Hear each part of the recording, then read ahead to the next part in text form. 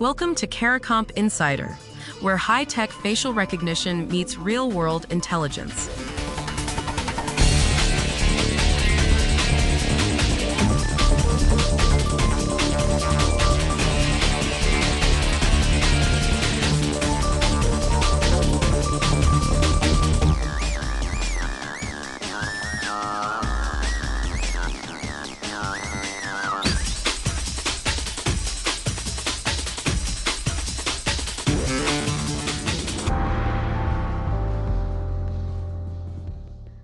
That ink footprint on your baby's birth certificate?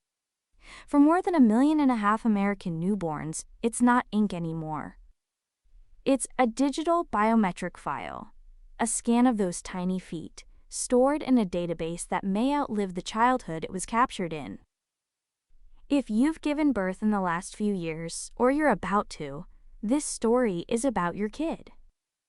According to Biometric Update, a company called Certiscan has now enrolled more than 1.5 million U.S. babies across roughly 160 hospitals.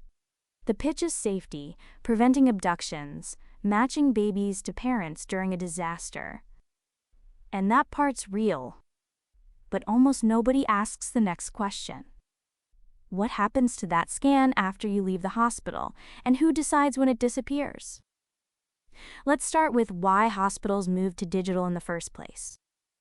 Ink footprints are surprisingly unreliable. Industry data cited in the reporting says traditional ink prints fail somewhere between 1/3 and 40% of the time, smudged, faint, unusable. A newborn's features also change fast, so the capture has to happen right at birth. The digital case is genuinely strong. For a parent, it sounds like a clear win. Better records, better safety. Here's the gap nobody flags at the bedside. These systems follow the National Child Safety Guidelines. The same standards groups that fight child abduction endorse them. The footprints are stored under HIPAA rules inside electronic medical records. Sounds locked down. But HIPAA governs who can see the data and how it's secured. It says almost nothing about how long that data is kept or whether you can ever have it deleted. Sit with that for a second. There's no federal standard telling these hospitals when to erase a newborn's biometric record. A peer-reviewed review published through the National Institutes of Health found that accreditation bodies are actively pushing hospitals to adopt biometric ID systems. But the privacy guardrails didn't come along for the ride, so the technology spread. The rules about deleting it never showed up. And consider what's actually being captured. It's not just the baby's footprint. Reporting notes these systems can also archive a facial photo of the infant and a fingerprint from the mother. All of it filed for emergencies that, for almost every family, will never happen. That means most of these records exist forever, as a just-in-case.